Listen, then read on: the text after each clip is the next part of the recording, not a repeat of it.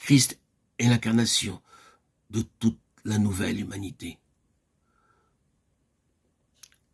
introduisant une humanité nouvelle, voulue par Dieu.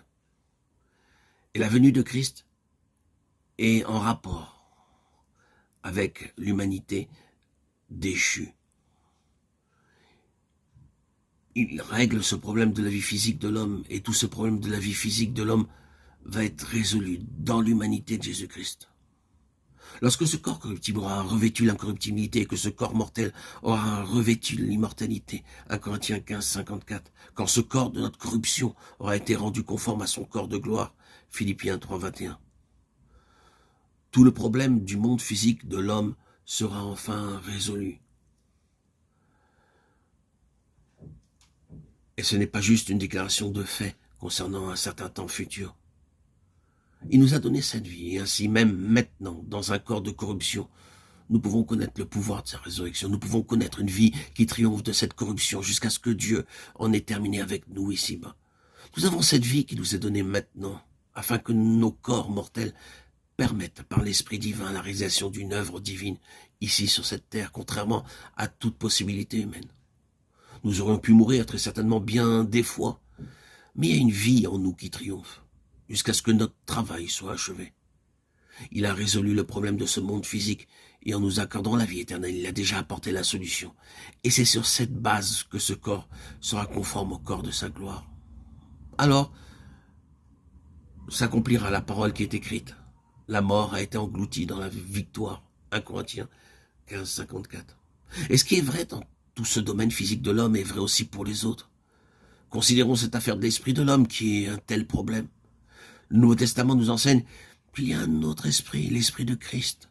Car ce n'est pas un esprit de timidité que Dieu nous a donné, mais un esprit de force, d'amour et de sagesse.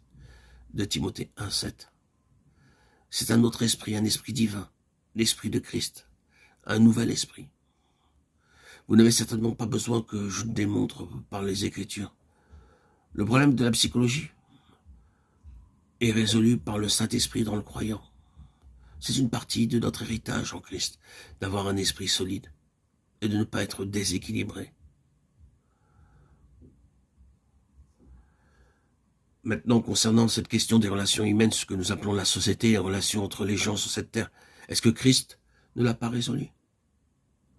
Il y a un témoignage lorsque les enfants de Dieu venant de plusieurs pays se réunissent ensemble.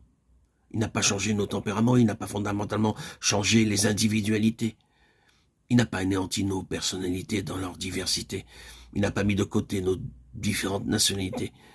Mais il nous a fait devenir un.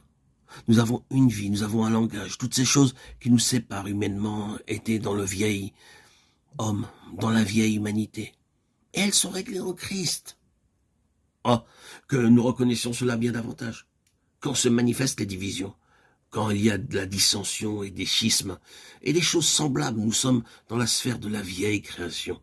Nous ne sommes pas dans le royaume de Christ.